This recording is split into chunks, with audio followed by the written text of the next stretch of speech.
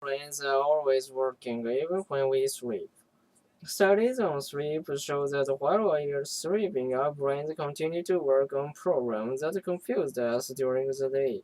We also know that sometimes the right answer to a problem might come to us more easily after 8 hours of sleep. Creativity and problem solving seemed to be directly linked to getting enough sleep. In one study, two groups of college students were given a simple mathematics test.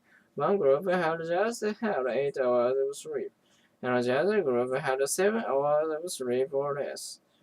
The students who had 8 hours of sleep were three times more likely than the sleep-deprived students to figure out the correct answer in the math test. The support research on the brain that indicates what happens to our memories during sleep. We think that our memories are reorganized and restructured during sleep before they are put into long-term storage in our brain. The memories start in one area in the brain and are later pushed out to another part of the brain, where they can join up with other memories. This process, this transfer and restructuring of memories, happens while we sleep. It seems to help our creativity in a way that makes it easier to solve a mathematical problem. The changes in that we improve our problem-solving ability happens during slow waves or deep sleep, which usually occurs in the first 4 hours of the sleep cycle.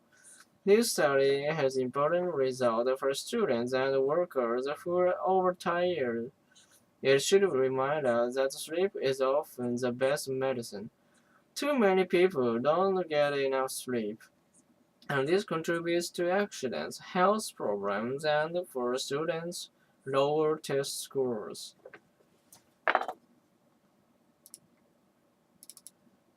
We've learned a lot about the effect of our influences on the physical characteristics of both animals. The one thing we know is that almost any kind of stimulation is positive or negative. Any stimulation of the young shortly after birth will affect their rate of growth as well as their resistance to stress. Their handles such as touching, hugging, and massaging can promote healthy growth and boost the immune system. Exposure to cold on the hand can have negative effects and leave the young animal more vulnerable to disease. Another thing we know is that malnutrition early in life can have lifelong consequences. If the food intake this will decrease the rate of growth and body size of the adult. Animal studies show some interesting results.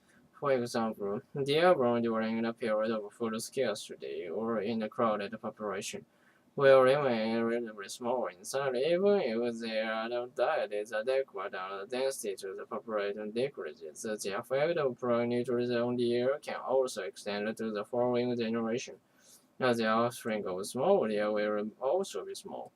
The eating habits are quite early in life and tend to last throughout life, affecting eating behaviors. So, for example, rats that are used to eating low-protein diet will continue eating it by choice, even if a more protein-rich diet is available to them later. With human low-protein intake or almost any home nutrition deficiency during early childhood, will result in slowing growth or body size, physical deformation, or tendency to get sick characteristics that can last a long time. Moreover, poor nutrition affects the mental development of children. Children who don't run well in school, they may have difficulty paying attention and may not be able to remember information. As a result, these children may develop negative attitude toward the school. Several behavioral problems in school children have been linked to poor eating habits.